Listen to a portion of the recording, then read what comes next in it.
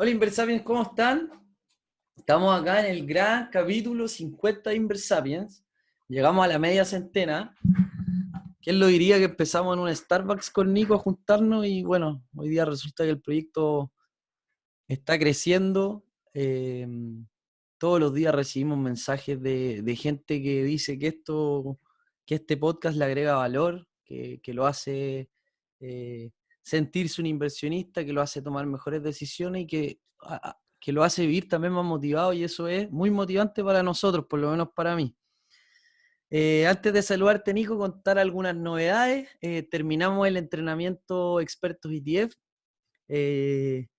Contentos, creemos que la gente está contenta. Nosotros también muy contentos del resultado. Armamos un entrenamiento intentando mezclar la parte técnica con eso que agrega, que nos hace distinto a nosotros, que es el ser nuestra mejor versión, en base a los objetivos, al propósito personal. ¿Qué más, Nico? Decirle a todos que se agreguen a la lista de correos, porque Nico va a empezar a enviar nuevamente las campañas de email con muchas novedades. Vamos a estar compartiendo con ustedes nuevos late night, eh, para que podamos interactuar y nos podamos volver a juntar. ¿Cómo estáis, Nico? Súper bien, Carlos, acá estamos contentos porque estamos ya en el capítulo del 51, No, el así 50. que Siempre lo mismo. El 50, no, Nico. sí, el 50, si te estoy molestando. Este Ah, es el ya. capítulo 50, así que estamos contentos porque, bueno, yo creo que estamos viviendo nuestro propósito, así que es lo que estamos intentando también a la gente ayudarla a encontrarse con su propósito Sí.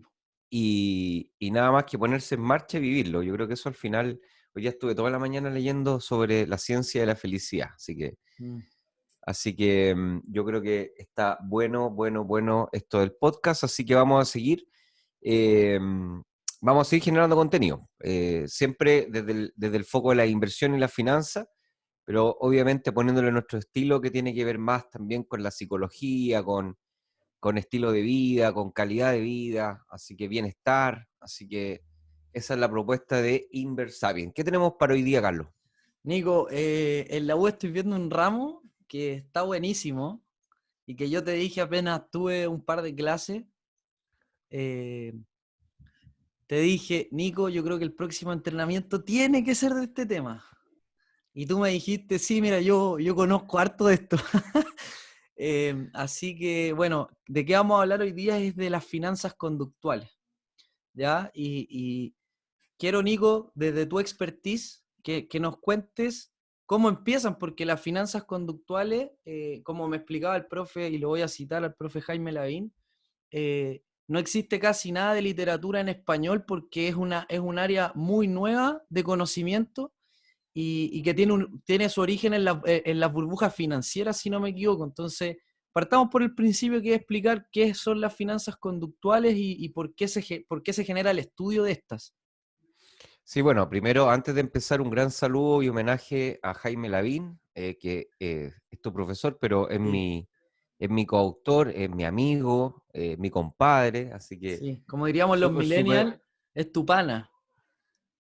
claro. Sí. Es muy cercano, así que un gran saludo. No sé si nos escucha o no, porque no es mucho de estos formatos, pero bueno, si alguna vez lo escucha, que sepa que por acá se le quiere mucho. Sí. Bueno, con Jaime hace tiempo atrás empezamos a trabajar en finanzas conductuales. eh, ya vamos, qué sé yo, puede ser algunos 5 años, 6 años atrás. Y es porque, como tú mencionas, es una ciencia o es un área de la finanza y la economía que se ha desarrollado en los últimos años. ¿Ya? No es tan nueva, esto es más o menos como de la década de los 70, ¿Ya? que comienza con los primeros economistas conductuales, que en realidad eran psicólogos, ¿Ya? Tversky, Kahneman, que comienzan a trabajar en otra mirada, pero desde la psicología hacia la economía. ¿Ya? Y lo que ellos planteaban es que ellos se empezaron a percatar de que la ciencia económica, que en el fondo la definición es la ciencia de toma de decisiones sobre recursos que son escasos, Ujú. empezó a desarrollarse mucho tiempo antes. Ya la economía debe tener unos 200, 250 años, y y empezó progresivamente a transformarse en la ciencia social más importante de todas las ciencias sociales, ¿ya? Eso motivado básicamente porque con pocos principios se podían explicar muchos comportamientos, y los gobiernos empezaron a entender que si es que dominaban a la economía, podían entonces tomar mejores decisiones de políticas públicas.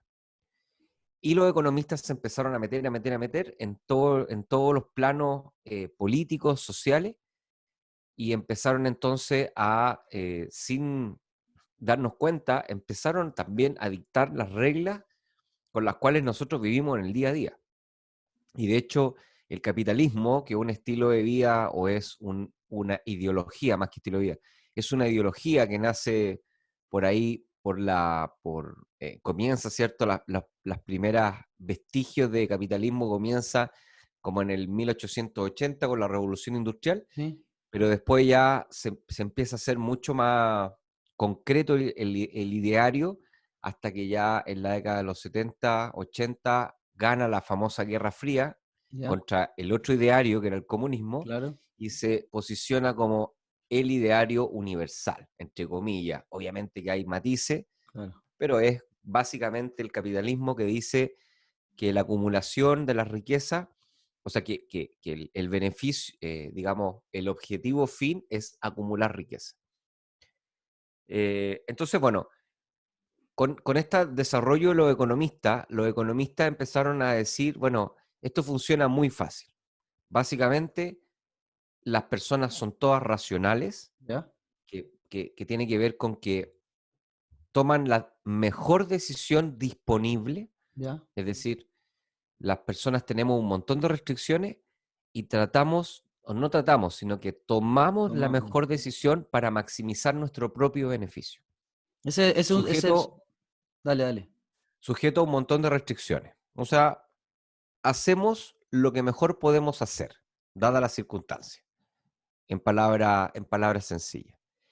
Y por otro lado, el otro gran componente es Ya, que los mercados son mercados perfectos, o sea, están en equilibrio, es decir, la oferta y la demanda se van regulando de acuerdo al precio, y esto significa que si las personas, tomando la mejor decisión, dada las circunstancias, aumentan la demanda por algo, entonces lo que va a hacer la oferta es que va a ajustar esa oferta aumentando el precio, y por lo tanto aumentando la oferta. O sea, primero aumenta el precio y después la oferta dice, tengo un precio más alto, entonces voy a aumentar mi cadena de producción ya, para vender más, dado que el claro. precio está más alto, y eso termina siendo, o según los economistas, termina siendo entonces que el aumento de la oferta satisface a la demanda, y por lo tanto ahora la oferta está un poco por sobre la demanda, y eso hace que el precio baje. Entiendo. Y así ese mecanismo es el mecanismo que hace funcional al mercado. Entonces Entonces tenemos dos tenemos, grandes premisas, para dale. resumir: racionalidad y mercados perfectos. Ya, Nico, entonces, esos son los supuestos en los que se basó o se basa la mayor parte de la economía tradicional, en la que Exactamente, crecieron las diferentes economías del mundo. ¿Ya? exactamente. Y eso es lo que se basa toda nuestra educación, incluso la educación superior. Hoy Sí, pues, día, la gran sí. mayoría de gerentes, profesionales, asesores, consultores, cualquier persona que se dedique directa o indirectamente al mercado, viene con estas enseñanzas de la economía neoclásica, que dice que las personas somos racionales y que los mercados son perfectos.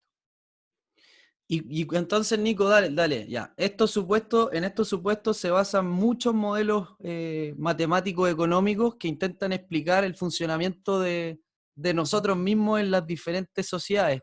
Ahora yo te pregunto, ¿qué fue o cuál es la ruptura? ¿Cuál es el momento en que se dan cuenta, oye, sabéis que esto no es tan cierto como dicen? ¿Por qué? Porque parece ser que la gente no toma decisiones tan racionales y parece que los mercados no son tan perfectos. Entonces, ¿cuándo empieza a ser un área de discusión? Un tema de discusión para los científicos de la época. O para los Claro, lo que la gente tiene que entender es que la ciencia social es una ciencia inexacta. O sea, ¿ya? significa que es caótica. O sea, no siempre, no siempre un cambio en una magnitud y hacia una misma dirección genera un efecto regular, constante e incluso en la misma dirección. Ya, entiendo. Entonces, este fenómeno que se denomina fenómeno complejo empezó a simplificarse para poder hacerse una ciencia exacta y poder posicionarse como la ciencia que dominaba la otra ciencia. Entonces, tenés que pensar de que antes del siglo, o sea, de los años 1900, siglo XVIII, las ciencias que dominaban eran las ciencias exactas, la física, la biología, Claro. la química, porque eran exactas. Y las ciencias sociales eran ciencias de segunda categoría, porque se decía que no, que dependían de la casuística, o sea, que no se podían establecer reglas generales, sino más bien iban a depender de cada uno de los casos. Ya. Y los economistas se la ingeniaron para poder comenzar a desarrollar modelos matemáticos para poder demostrar que sí había exactitud, al menos en parte. Y esos modelos matemáticos dependían de dos supuestos, del supuesto de la racionalidad y del supuesto de los mercados perfectos. Perfecto. Entonces, con matemática compleja, empezaron a demostrar de que se podía escribir en una ecuación cuál era la utilidad de un individuo o la utilidad de una empresa, y después con derivadas, ¿cierto? Uno podía demostrar que derivando igualando a cero estaba haciendo lo óptimo, Claro. dada un Dando el conjunto de máximo. restricciones. Claro. Sí.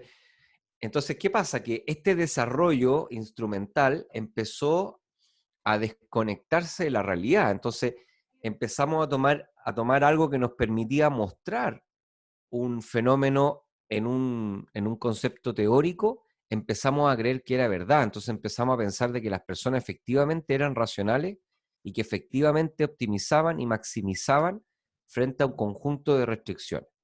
Y eso también empezamos a entender de que eso hacía, si ese comportamiento racional sumado a otras condiciones necesarias, como por ejemplo que la información sea gratuita y está libre de disposición, como por ejemplo que los costos de transacción sean cero o al menos muy, muy bajos, que no existan problemas de agencia, que no existan problemas de asimetría de información, Claro. empezaron entonces, podríamos esperar que los mercados fueran perfectos. Entonces, ¿qué es lo que es un mercado perfecto? Que el precio reacciona a la oferta y la demanda. Y lo que empezamos a ver entonces es que cuando los mercados empezaron a globalizarse, a modernizarse y los datos empezaron a existir y empezaron todos a involucrarse y esto empezó a mirarse desde todos los planos, ¿cierto? Desde todos los balcones, ¿cierto? De la ciudad, de la sociedad, empezamos a darnos cuenta que habían cosas que ocurrían en los mercados que no respondían a las reglas de mercados perfectos. Y ahí estos economistas, como en los años 70, comenzaron a juntarse y empezaron a decir, mira, ¿sabéis qué? Que no eran economistas, perdón, psicólogos, Sí. empezaron a decir, mira, ¿sabéis qué? Vamos a empezar a estudiar la psicología, pero desde la perspectiva de las decisiones económicas de los individuos. Y empezaron a descubrir que las cosas que ellos miraban en sus experimentos sociales y psicológicos no respondían para nada, en algunos casos, a estos principios de racionalidad y de mercados perfectos. Entonces empezaron a estudiar esto más sistemáticamente y empezaron a encontrar hipótesis nuevas que ayudaban a entender mejor, a explicar mejor los fenómenos, incluso que los modelos matemáticos. Perfecto. ¿Y podéis dar algunos ejemplos como que hayan sido, no sé, como que hayan derribado paradigmas de la época? Porque me imagino que cuando esto sale a la luz a partir de investigaciones de estos psicólogos, ¿cierto? Y dicen, ok, miren, todo esto que ustedes han pensado de la economía y que se puede explicar a través de modelos matemáticos, miren, acá tengo una investigación y pueden ver que esta hipótesis tengo argumentos en contra de la hipótesis de los mercados perfectos.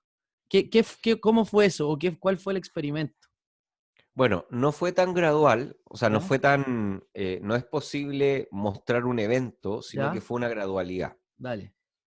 Para que la gente entienda, lo que hacemos los científicos es que estamos permanentemente debatiendo entre nosotros y ¿Ya? encontramos cosas. La investigación se basa en observar los fenómenos y en probar si es que lo que sabemos permite explicar lo que vemos. Y cuando no ocurre, entonces intentamos buscar explicaciones alternativas. Entonces, lo que hacemos, nosotros nos comunicamos a través de las publicaciones científicas. ¿Ya? Entonces, escribimos estas cosas y las mandamos a las distintas revistas o journals, en donde se concentran especialistas en un determinado tema que hacen un juicio de valor y de veracidad de las cosas que tú envías. Si ese juicio es positivo, ya sea en calidad y en veracidad, entonces te publican en la revista. Pero para poder escribir estos papers y para poder enviarlos a esta revista, antes de eso hay que sociabilizarlos. Y la forma de sociabilizarlo es en las conferencias, en los congresos. ¿Ya? Entonces ahí uno se junta con el resto de las personas, digamos, especialistas en otras partes del mundo que están estudiando un fenómeno similar al que estás estudiando tú, o el mismo incluso, y se debate. Y se arman salas, estos son los famosos tracks, se arman ¿Ya? salas. Y bueno, y lo que pasaba en los congresos de economía de la época es que ni siquiera le aceptaban los trabajos a estos No psicólogos. te creo. Claro, claro, no les aceptaban los trabajos porque no la reconocían como una herramienta válida para poder explicar el fenómeno económico. Ya.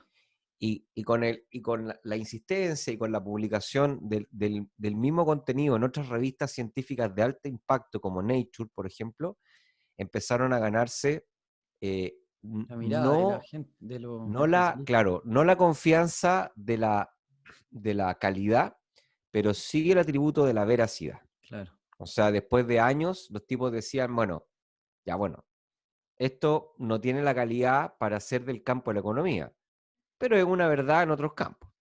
Y así hasta que, como en el año 80, comenzaron a entrar a los congresos, hicieron un pequeño track ¿Ya? dentro del congreso que se llamaba Behavioral Economics o Economía Conductual, y ahí empezaron a conglomerarse otros psicólogos, otros economistas que creían en esto y empezaron a estudiar y aplicar su metodología económica al estudio de la economía conductual y empezó a formarse el campo del Behavioral Economics. Hasta que en el año 2000 Daniel Kahneman, ¿Ya? se gana el primer premio Nobel de Economía siendo psicólogo, Wow. y con sus aportes relacionados con la finanza, o sea, con la economía conductual. Ya en la década eso fue el 2000.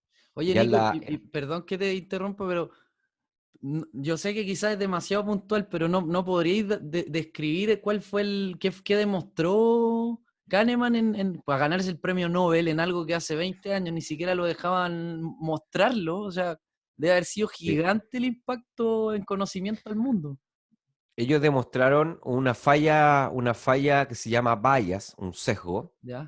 que es una falla en la hipótesis de la racionalidad. Y ese sesgo conductual se llama prospect theory o teoría prospectiva. La verdad que la traducción es bien mala porque no dice nada.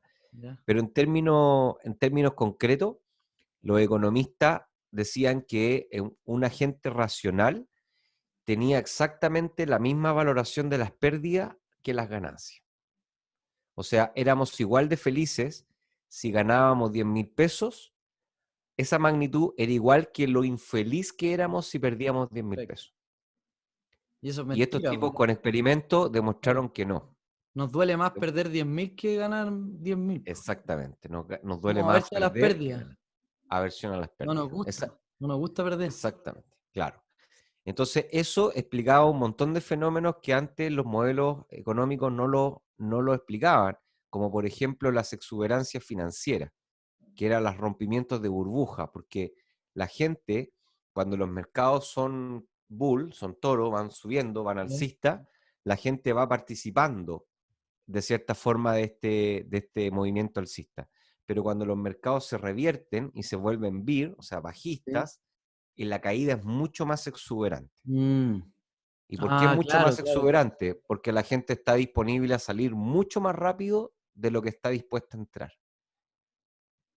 Y para que la audiencia lo experimente, siempre, bueno, ya la gente cada vez ocupa menos el dinero, pero los más viejitos, como yo, que vivimos el colegio, la época del colegio, en la universidad con dinero, con billetes estoy hablando, nos pasaba mucho, pasaban dos cosas. Te pasaba a veces que tú te ponías la chaqueta, una chaqueta vieja, y de repente te metías la mano en el bolsillo y encontrabas 10.000 pesos. Entonces era una alegría, pero así desbordante, porque en tu cabeza no tenías contabilizado los 10.000 pesos. En algún minuto los pusiste ahí, se te olvidó y después te los volviste a encontrar y tu felicidad fue extrema. Pero cuando uno compara esa felicidad extrema en el evento de que tú vas por la calle, sabes que tienes 10.000 pesos y después llegas a la casa y vas a buscar los 10.000 pesos para guardarlos en alguna parte y no están. Entonces, ese sentimiento de pérdida es mayor que el sentimiento de ganancia en el caso en que generamos ganancia. Y Entiendo. bueno, y en ese sesgo se explica y se cimenta toda la industria de los seguros.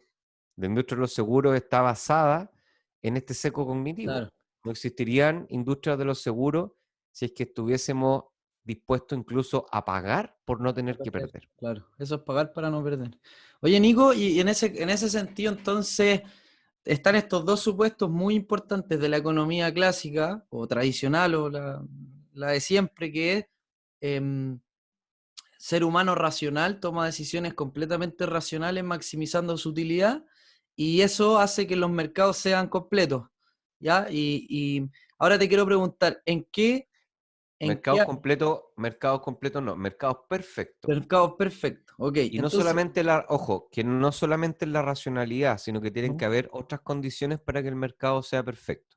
Pero la racionalidad es parte de esas Ah, condiciones. perfecto. Y entonces, ¿y cómo afecta que el ser humano no tome decisiones completamente racionales? ¿Cómo afecta esta hipótesis de mercados perfectos?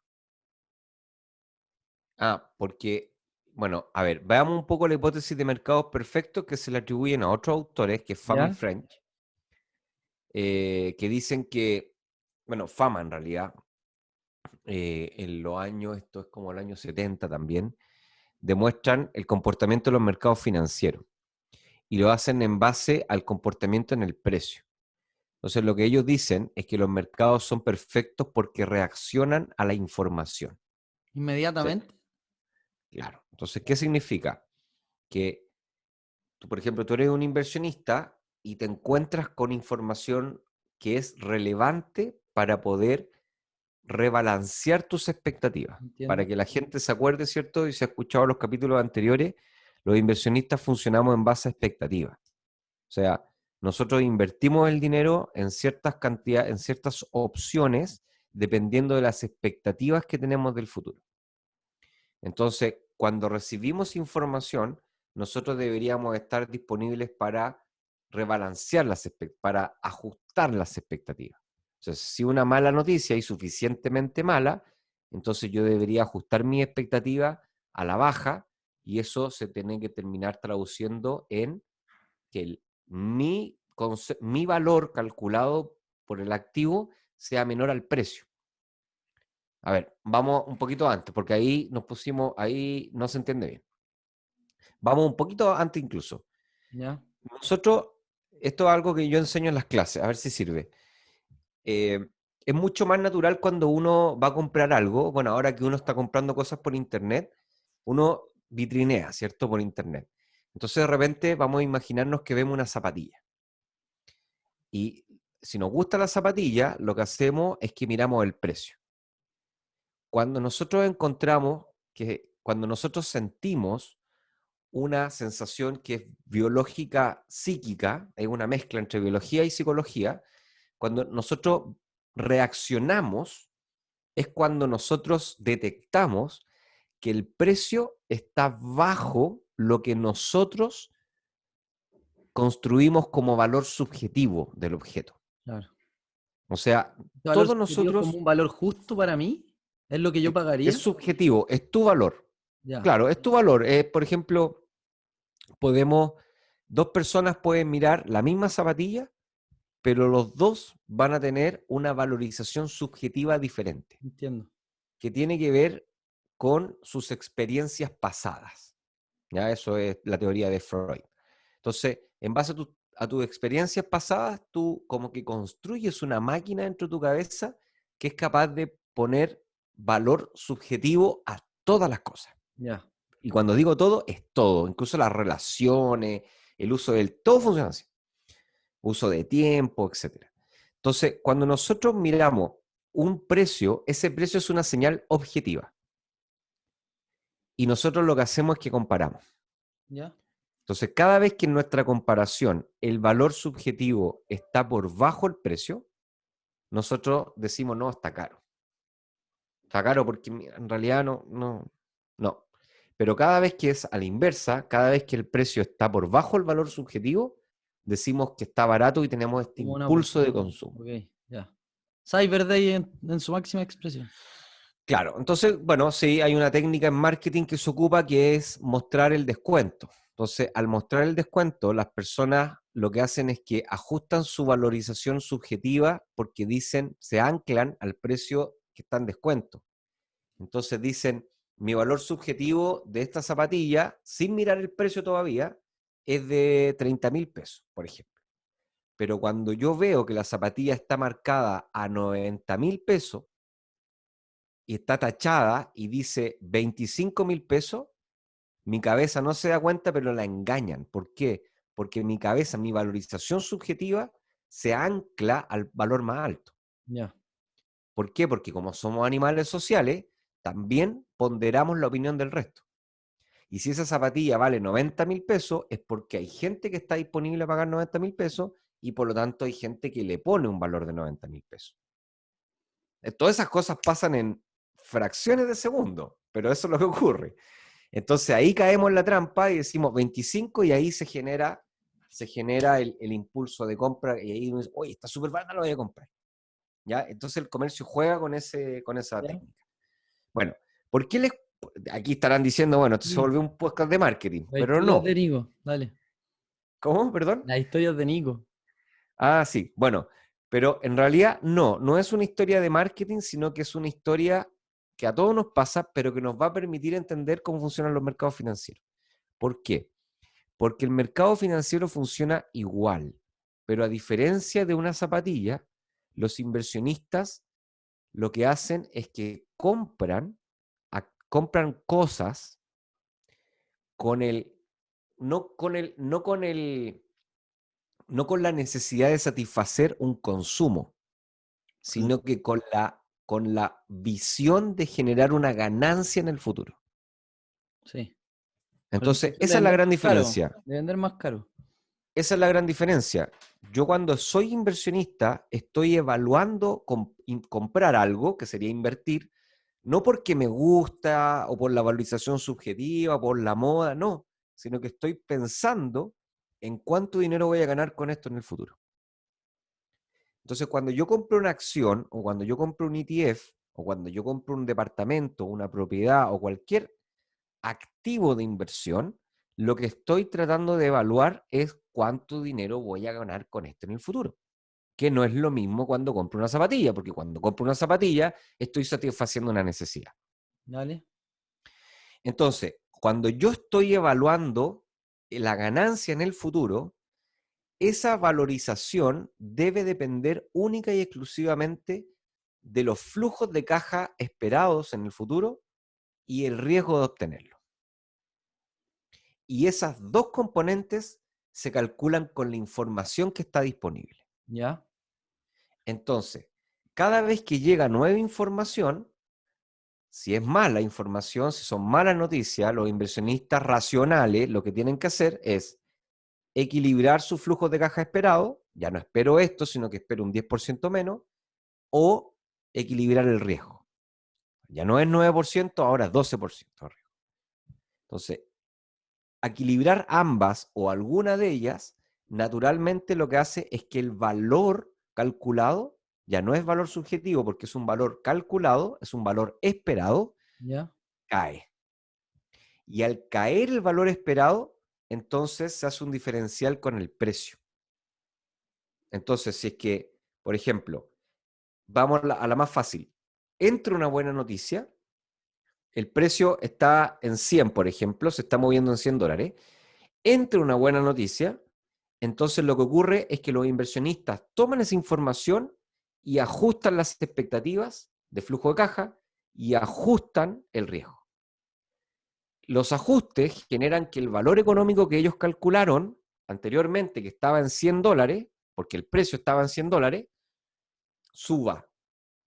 Y supongamos, un extremo, sube a $120, el ¿Ya? valor objetivo, el valor esperado. Y eso hace entonces que los inversionistas digan, ah, mira, Hay una conviene oportunidad de comprar compra. ahora Claro. porque el precio está bajo el valor. Y cuando el resto del mercado tenga la misma percepción mía, dado que dispone de la misma información, todos van a hacer exactamente lo mismo. Si todos vamos a comprar, entonces lo que hace es que la demanda por ese activo sube, haciendo que el precio suba Suba también. y se equilibre. Entonces, lo que dice la hipótesis de mercados eficientes ¿Ya? es que el precio siga el valor en forma automática. Ya. Ese mecanismo es muy eficiente, es muy rápido. Entonces, para que exista, lo primero que necesitamos es tener inversionistas racionales. Pero la economía conductual ha demostrado que las personas no estamos dispuestas siempre a utilizar la información disponible, una, y dos, pese a que tenemos la información disponible, no la queremos utilizar porque, por ejemplo, no nos gustan las malas noticias. Entonces no estamos dispuestos a ajustarlo automáticamente porque hay emociones dentro de la decisión. O Y sea, eso, se vuelve más parecido a comprar una zapatilla en un Cyber Day que a comprar y vender acciones. ¿Se fijan? Entonces, ahí así afecta la irracionalidad a los mercados financieros. pero entonces, Nico, tú me estás diciendo, déjame ver si te entendí. Yo soy Carlos, un inversionista racional, ¿ya? Como inversionista racional, analizo a la empresa con las noticias que tengo hoy y supongo que por estas noticias hago un análisis matemático y racional de los flujos que va a tener esa empresa, ¿ya? Y por lo tanto calculo el precio de la empresa y de la acción, ¿ok? Ahora, me llega una buena noticia, entonces digo, ok, si me llega una buena noticia significa que la empresa va a tener mejores flujos, va a tener más ventas, por ejemplo. Si tiene más ventas, yo digo, ok, me llegó la buena noticia, entonces eh, esta empresa que había valorizado en 100, ahora vale 120 porque va a tener más ingresos. Pero todavía el precio está en 100, entonces tengo una oportunidad de comprar. Ahora bien, como hay muchos inversionistas racionales, hay muchos Carlos, todos manejan la misma información al mismo tiempo, cosa que no tiene ninguna lógica, van a ir a comprar y van a hacer que el precio se ajuste a estos 120 porque ya todos saben que las expectativas de la empresa es que venda más porque tiró una muy buena noticia. ¿Sí? Sí, Ahora, lo que tú me estás diciendo es que la gente en realidad no hace ese análisis y se deja llevar por emociones, se deja llevar por sí, impulso y dice, ok, prefiero no saber de las noticias ni buenas ni malas, me voy a quedar al margen, que es completamente irracional, y voy a esperar a ver qué pasa con el precio. Y como así es. esa especie de manera de actuar no es solo mía, sino que es de muchos más, entonces el precio real no se va a ajustar a los 120, que es el precio que debería ser con la noticia, el precio racional, entre comillas. Así es. ¿Eso? No se va a ajustar, se puede demorar o incluso se puede pasar de los 120, Ya. que es lo que, por ejemplo, estuvimos mirando hoy día o hace poquito con el sector tecnológico, que si bien es cierto, la pandemia y todo lo que generó en cuanto a la restricción de movilidad y a las soluciones tecnológicas, por ejemplo, Zoom, que se hizo como la empresa quizás la más mediática y la más Claro. famosa de los mercados financieros en estos últimos 5 meses, la gente tiene que entender que llegó a capitalizarse, a valer lo mismo que Microsoft. ¿Qué? ¿Sí, po?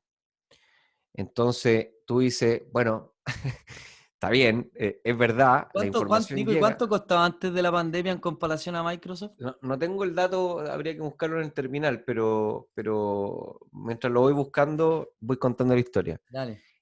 Y eso es una buena historia. Entonces, ¿qué pasa? Zoom, antes en diciembre o Ya. incluso noviembre, Zoom era una empresa que existía hace muchos años atrás, por lo menos 3 o 4 años atrás. Y Zoom era una especie de empresa que se dedicaba para ver, Zoom, te digo al tiro, no exageré. Zoom existe, está abierta en bolsa, bueno, existe desde hace mucho tiempo atrás, pero existe en bolsa desde abril del 2019, Ya. ¿ya? Entonces, ¿qué pasa? Zoom, cuando se emitió la primera acción de Zoom, se emitió cerca de los $65 la Sí. acción. Y de ahí se mantuvo en esa cotización, algunos periodos llegó a los 100, ¿cierto? Otros periodos bajó de 65, pero a partir desde el primero de cuando empezamos a marcar vamos a marcar aquí, en marzo, ¿Ya? que fue las primeras noticias de contagio, finales de febrero, Zoom estaba a $105. Entonces, ¿por qué estaba a $105? Porque los inversionistas, cuando hacían su análisis de ingresos futuros, tenían expectativa de que Zoom iba en una tendencia alcista generando servicios de telecomunicaciones, como el que estamos ocupando ahora en el capítulo.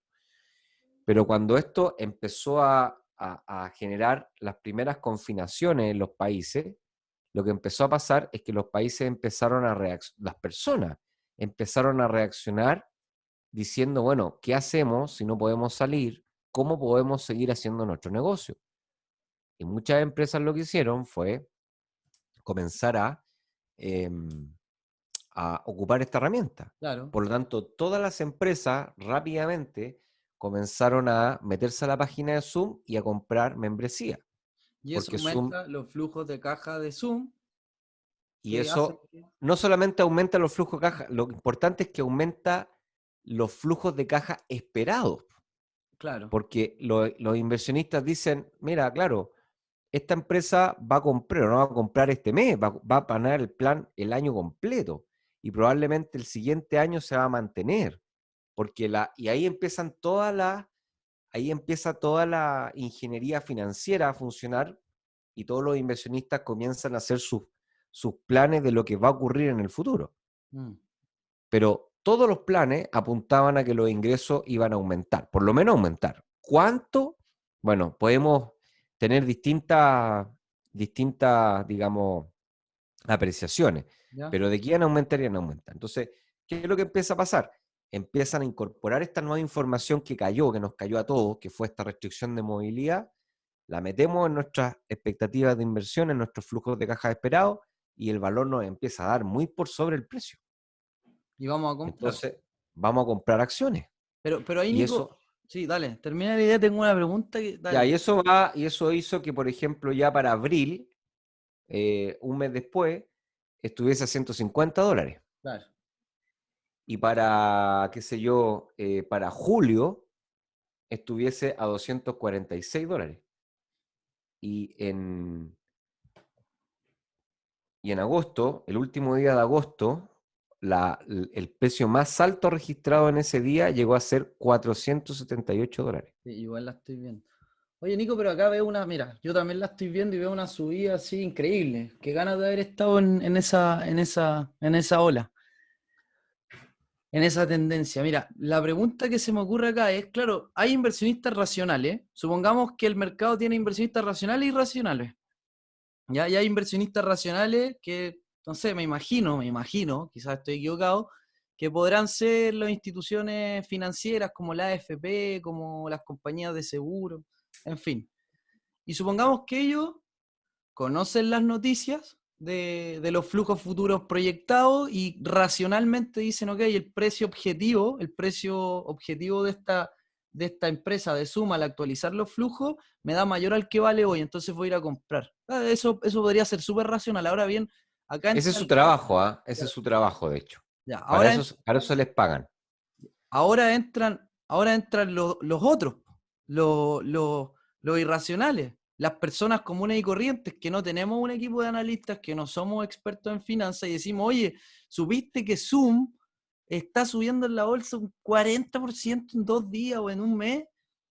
Porque empezó el teletrabajo en todo el mundo y los planes han subido un montón, vamos a comprar, te estáis perdiendo una súper oportunidad. Eso no tiene nada de racionalidad, pues eso es al final es ir a comprar, es ir a querer comprar algo y venderlo más caro, pero sin saber si el precio al que estoy comprando está acorde a al valor económico de la empresa. Bueno, hay dos cosas que hay que aclarar. Lo primero es que los inversionistas institucionales toman decisiones en un contexto de diversificación.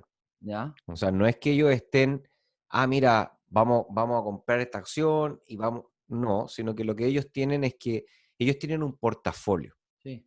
Y ese portafolio tiene que estar bien diversificado. Y eventualmente algunos, en algunos fondos que son un poquito más agresivos, tienden a utilizar más algo que se conoce como el stock picking, que es tratar de meterle al portafolio acciones que son ganadoras Ya. y que le puedan sumar rentabilidad al resultado final. Pero en general, la administración delegada, que es profesionales que se dedican a administrar el dinero de otras personas, tienen estos comportamientos un poco más profesionales, lo que no los libra de ciertos sesgos. Por Ya. ejemplo, uno de los sesgos más importantes de los inversionistas institucionales, que está muy estudiado, de hecho, con Jaime tenemos un par de papers publicados en eso, es, por ejemplo, el herding. O sea, está demostrado científicamente que los inversionistas institucionales tienden a copiarse entre ellos, porque tienden a, digamos, a mirar la cartera de al lado. Y eso tiene una perspectiva irracional, porque no quieren perder, en la aversión a la pérdida, Ya. porque quieren, si nos va mal a todos, yo lo que quiero es que no me vaya, si me va mal, que nos vaya mal a todos. Ujú. No quiero que me vaya mal a mí y que a todo el resto le esté yendo bien. Y otro sesgo importante de los, digamos, de los inversionistas profesionales es el overconfidence, la sobreconfianza. ¿Qué es lo que hace la sobreconfianza? La sobreconfianza es un fenómeno en donde tú sobreestimas tu capacidad de pronóstico. O sea, crees que tienes un superpoder más allá del promedio del resto para poder saber lo que va a ocurrir en el futuro. Y eso hace que tengan una rotación de cartera, o sea, que estén comprando y vendiendo a niveles que son subóptimos, Entiendo. haciendo que la comisión y los costos de administración sean mayores al retorno que están cosechando. Entonces, no son los mismos sesgos a los cuales está obviamente expuesto un inversionista individual ¿Ya? que está invirtiendo su propio dinero y que, bueno, y tiene otros sesgos, que son parecidos a estos, pero también hay otros adicionales. Eso es lo primero. Lo segundo, para que la gente nos entienda mejor, cuando uno habla, y ahí yo me equivoqué en decir que, ocupé mal un término, en decir de que Zoom tenía la misma capitalización de Microsoft. ¿Ya? Lo que quise decir es que Zoom está igual o mucho más caro que Microsoft. Entonces, ¿qué es lo que quiero que la gente entienda? Por ejemplo, cuando nosotros analizamos el price to earning de Microsoft, que es cuántos dólares yo estoy pagando por participar de $1 de utilidad Sí. de Microsoft, yo estoy pagando $35. Ya. $35 le cuesta a cualquier inversionista participar de $1 de utilidad en el año 2020. Ujú. Eso cuesta. Si usted quiere participar de $1 de utilidad de Zoom, tiene que pagar $448. ¿Qué? Así es. Nico, y entonces Entonces, ahí yo te voy a formular la pregunta de otra manera y me gustaría que este sea como quizás un mensaje potente que le quede a las personas. Cuando empiezan estas olas de, oye, compra, no te quedes afuera porque el precio está subiendo, te vaya a perder esta oportunidad de ganar plata, compra y vendí un poquito más caro después en poco tiempo, eh, no estamos pensando realmente en que si lo que estamos pagando por el activo es realmente lo que vale. en este caso tú me estés diciendo que Zoom cuesta 400 veces la utilidad que genera en un año. O sea, yo Claro. siendo inversionista tendría que esperar vivir por lo menos 400 años para recuperar mi inversión. O sea, es súper Sí, irracional. Entonces, al así final, es. mi pregunta es, Nico, eh, esto es una demostración de que tenemos que tener cuidado como inversionistas a la hora de invertir, de no dejarnos llevar por lo que digan mucho el resto, de no hacer lo que hace la manada, de analizar si el precio de lo que estoy pagando tiene una lógica económica. Em, ¿Qué me podéis decir tú en ese sentido? Bueno, a ver, el tema de las finanzas conductuales es un mundo de detalles más de lo que estamos diciendo. Sí, po. Simplemente estamos mirando algunos ejemplos ¿Ya? para que la gente vaya entendiendo a qué se trata. Yo diría que el principal consejo, primero, es que los inversionistas tienen que entender que esto es complejo. ¿Ya? No es fácil y no podemos reducirlo a tips. No podemos decir, mira, ¿sabe qué? Si el precio de un activo llega a 10, entonces usted tiene que hacer esto, si llega a 100, tiene que hacer esto otro. Ya. Eso es lo primero, que es complejo. Ahora, también hay formas de hacerlo en forma segura, entendiendo que hay riesgo. Una cosa es tener riesgo, otra cosa es que el riesgo te mate. Entonces, lo que siempre decimos nosotros al comienzo de nuestro, digamos, contenido y además en los entrenamientos, es que lo primero que tenemos que hacer como inversionista es entender el para qué estamos haciendo lo que queremos hacer. O sea, ¿para qué quieres invertir?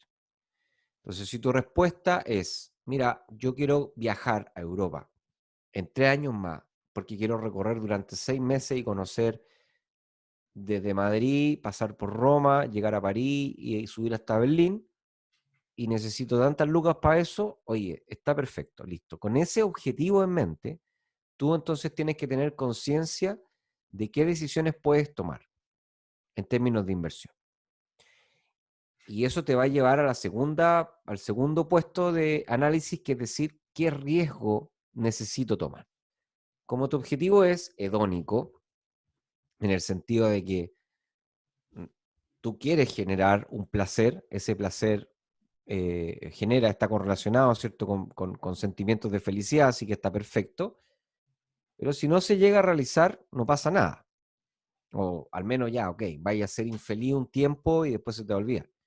Entonces, desde esa perspectiva, tú podrías tener una posición de mayor riesgo. Y con una posición de mayor riesgo, tú lo que podrías hacer entonces es comenzar a estudiar cuáles son las opciones que te van a permitir ganar más dinero en el corto plazo. Ahora, si es que tu objetivo fue, mira, no sé, una persona, no, tuve cáncer, pero me sané, eh, la pasé mal y el último diagnóstico me dijeron que ya estaba libre del cáncer. Pero todos los pacientes de cáncer saben que si ya tuvieron cáncer, por más que estén curados, tienen una alta probabilidad de volver a ser un cáncer, igual o distinto. Eso significa que tienen que tener cierta estabilidad financiera para poder enfrentar eventualmente una nueva enfermedad de cáncer, dado que el maravilloso sistema chileno es carísimo y que además nadie te asegura, porque hay preexistencia y un montón de cosas. Entonces tú tienes que juntar tus lucas, lamentablemente. Sí. Bueno, entonces, si es así, tú vas a tener que tener una política de inversión A verse al mucho riesgo. más, Conservadora. claro, mucho más conservadora. Y ahí tú podés ver cómo la gente está comprando Zoom, está comprando el famoso QQQ, Apple o Tesla y todas estas cosas que salen en la tele, y tú no vas a poder hacerlo, porque simplemente no responde a tu objetivo. Entonces, el dinero o las acciones en sí mismas no dicen nada, lo importante es el objetivo. Cuando tú tienes el objetivo claro, entonces tienes que entender qué puedes seguir y qué no puedes seguir. Perfecto. Si tu objetivo es irte a Europa por 3 años, está perfecto que sigan las tendencias de los inversionistas en tecnología, porque probablemente los inversionistas en tecnología están mirando y van a mirar, y además invierten tiempo que tú no vas a tener ni vas a invertir en estudiar el activo. Se dice que los mercados siempre se equivocan, pero tampoco es que estén equivocados digamos, en una parte absolutamente fuera de la racionalidad. Puede haber mispricing, que se llama, que es un error entre el precio y el valor, pero tampoco un despegue absolutamente brutal de grande. Pero no se descarta que puedan haber algunos episodios de burbuja como hemos vivido anteriormente, pero eso no es predecible. Muchos están diciendo, oye, ¿qué pasa con la burbuja de las tecnológicas esta semana, que van a reventar? Eso es falso. Pues no se puede predecir un reventón de burbuja. De partida porque las burbujas son burbujas cuando revientan. No se puede decir antes que va a haber una burbuja. Entonces, eso es lo importante. Lo importante es parte mucho más obvio y mucho más racional, que es simplemente que las personas se sienten a decir, ¿para qué quiero invertir? Y después de eso, ellos pueden entonces empezar a ver y mirar a quién pueden seguir para progresivamente ir aprendiendo de lo que va ocurriendo. Y como todos los deportes, como todos los hobbies, como todos los quehaceres de la vida, esto tiene que ver con las 5 fuerzas.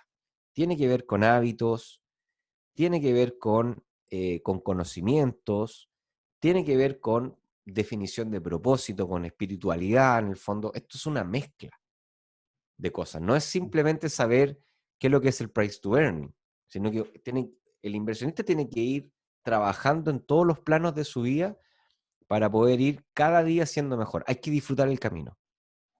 No hay que estar tan pendiente de la rentabilidad y el riesgo, sino que más bien hay que estar pendiente de hacer cosas que a ti te gusten, que a ti te permitan aprender, te permiten ser una mejor versión y te mantengan tranquilo y feliz. Yo lo experimenté cuando me puse a tontear con el trading.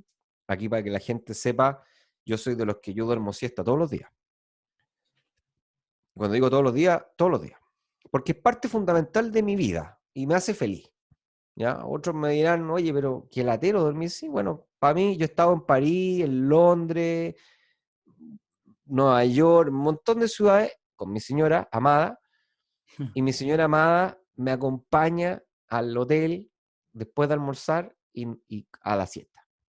Todo el mundo me dice, pero ¿cómo es estar allá y estáis durmiendo en vez de estar? Bueno, porque a mí me hace feliz eso.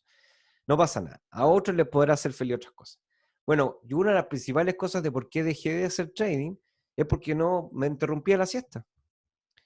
Porque cuando me iba a dormir, cerraba los ojos y empezaba, oye, habré puesto el stop loss, lo habré puesto bien. ¿Qué estará pasando con el precio? ¿Estará subiendo? ¿Estará bajando? ¿Habrá una oportunidad para entrar? ¿Habrá una oportunidad? No. Entonces, No es para y ti el después, trading. Eso y es, en después, otras palabras. oye, después llegaba a fin de mes y me ganaba 3 lucas. Entonces dije, no. O sea, definitivamente no, ¿ya? Y no pasa nada, es para mí, es lo que me pasa a mí. Pero a otros puede decir, ¿sabes que a mí me gusta? Porque me gusta estar aquí, me gusta... Ya, y listo, no pasa nada. Cada loco con su tema, pero para mí no. Pero entonces lo que yo aprendí con eso es que tiene que haber previa una definición personal. Perfecto. Si no hay una definición personal de por medio, si no hay un autoconocimiento previo, entonces mejor no entrarle, porque si no, la vaya a pasar mal. Y esa es la moraleja más importante también de las finanzas conductuales entonces. Yo te diría que sí, esa es una moraleja importante, porque la técnica, la técnica de las finanzas conductuales, y por qué sería bonito un entrenamiento en el futuro, ahí de repente que nos manden correo a ver si les tinca la idea. La técnica de las finanzas conductuales es aprender a conocer tus propios sesgos Claro. para aprender a lidiar con ellos. No te vas a nunca transformar en un racional, porque no eres racional, porque somos seres humanos. Para algo este proyecto se llama Inversapiens. No eres racional, eres irracional, pero lo que sí puedes hacer es aplicar técnicas que te permiten tomar decisiones que incluyen el sesgo. Y de eso se tratan las finanzas conductuales. Es cómo implementar estas técnicas para poder tomar decisiones considerando que hay un sesgo. Increíble. El ejemplo más interesante, hay muchos ejemplos, hoy día Londres, por ejemplo el Reino Unido, UK, tiene un ministerio, dentro de un ministerio tiene un departamento de expertos en psicología conductual. Y los tipos están interviniendo políticas públicas. De ahí vienen todas las ideas que nosotros hemos copiado, por ejemplo, el tema de los bazares, de los negocios saludables, este tema de poner frutas al alcance de en las primeras partes donde las personas pueden tomar las cosas, Claro, claro, y los entiendo. alimentos con más sodio, con más grasa saturada, etcétera, ponerlas al final, demuestra automáticamente que el consumo por frutas aumenta solo porque están al alcance. ¿Y por qué? Porque hay un sesgo cognitivo que se llama el bajo esfuerzo. Las personas somos flojas por naturaleza. Entonces, cuando tenemos que tomar una decisión, aunque sea tan básica como qué comer, siempre vamos a preferir lo que tenemos al alcance de la mano antes que estar mirando y pensando. ¿Se fija? Entonces, esa pequeña implementación mejoró la conducta de alimentación de la población. También ocurre en los impuestos. Los tipos en Inglaterra le mandaban cartas a los contribuyentes que debían impuestos por la deuda y todo el tema, y abajo le ponían un disclaimer que decía: muchas personas como usted ya se han puesto al día con su impuesto, con su deuda de impuestos. Seco de manada. Y solamente ese etiqueta que ponían abajo generaba un comportamiento de manada. ¿Por qué? Porque nosotros estábamos programados para vivir en comunidad. Entonces, siempre vamos a intentar hacer lo que hace el resto de nuestra tribu. Y eso aumentó en un 30% la recaudación de los impuestos. Increíble. Lo mismo ocurrió con, por ejemplo, la donación de órganos. Los tipos cambiaron la pregunta de marque con una cruz si que usted quiere ser donante de órganos, y se dieron cuenta que nadie marcaba la cruz. Entonces todos los economistas y los políticos convencionales decían: lo que pasa es que la gente es egoísta, la gente no está dispuesta, ni aunque esté muerto, de donar su órgano. Y los economistas conductuales dijeron: no, no son egoístas, son flojos, van por la ley del mínimo esfuerzo. Entonces, si yo voy a sacar mi carnet o mi licencia de conducir, voy seteado para cierta cantidad de esfuerzo, y de repente una persona me hace una pregunta que es una pregunta trascendental: ¿estarías dispuesto a donar tus órganos cuando te mueras? Entonces, me está obligando a pensar y me está obligando a tomar decisiones de cosas que son difíciles y que a nadie le gusta pensar en eso. Entonces todo el mundo no llenaba la casilla. Pero era solamente porque no pensaba, lo hacía rápido. ¿Ya? No, ¿Cómo lo cambiaron? pusieron: marque con una cruz si usted no quiere donar órganos. Le pusieron un no a la oración. Claro. Entonces ahora tenían que hacer el esfuerzo de marcar el no. Y Claro. funcionaba igual. Como éramos flojos, y entonces el aumento de donantes también aumentó en una cifra significativa. Solamente porque Wow. cambiamos la forma de preguntar. ¿Ya? Eso se llama, eso es el sesgo se me olvidó, de framing, se llama. El framing, que es cambiar la forma de mostrar la información Ah, para poder estimular una conducta. increíble. Así que así hay muchos disponibles para poder. Nico, yo llegando al final, yo creo que está buenísima la conclusión del capítulo. Es los seres humanos somos irracionales, por lo tanto no existen mercados perfectos. Eso significa que muchas veces puede pasar que los precios de los instrumentos financieros no se ajusten al valor económico real del instrumento.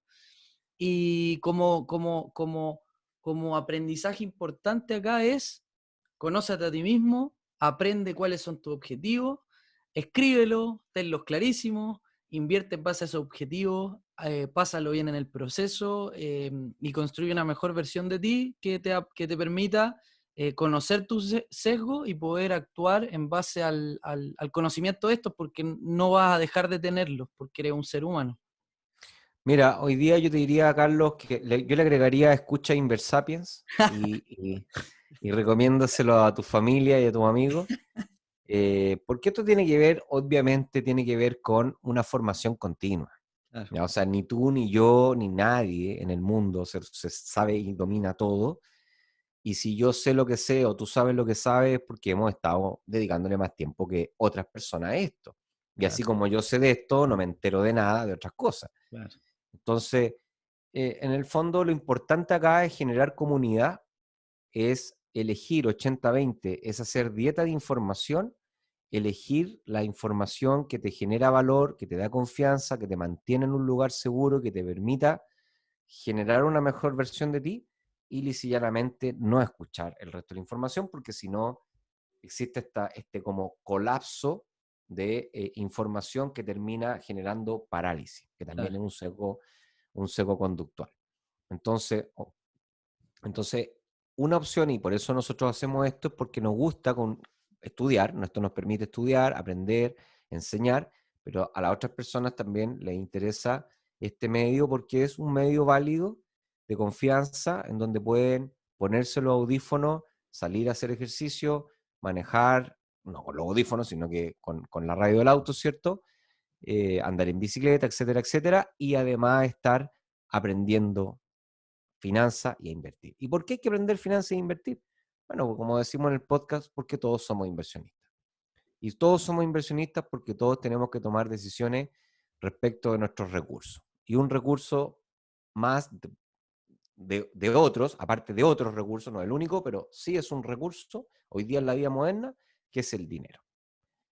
Así que por ahí va. Listo, fue un buen De acuerdo. capítulo 51, así que nos 50. vemos. Sesgo 50. de no acordarse de los números. 50, sí. Fue un buen capítulo 50, así que nada, muy contento de estar aquí con mi amigo, con el socio Carlos. Empezamos, como decía, empezamos En un Starbucks. en un Starbucks, ¿cierto? Pasamos por una Copec, ¿te Sí, acordáis por el ahí, episodio de sí. la Copec? Sí, me Y acuerdo. así nos hemos movido, hemos estado en parques, grabando ahí, en sala, hoy día por Zoom, por el confinamiento, pero ya luego espero que esto se normalice y podamos volver a grabar digamos, en físico. Y nada, así que muy contento y agradecido a todos los que nos escuchan y ojalá nos puedan ayudar a llegar a más personas. Si esto les sirve y creen que a otros les sirve, bueno, obviamente que nos ayudan también a lograr nuestro propósito. Así que muchas gracias a todos y nos vemos la siguiente semana en un siguiente episodio de Inversarios. Que Chao. estén bien. Chao.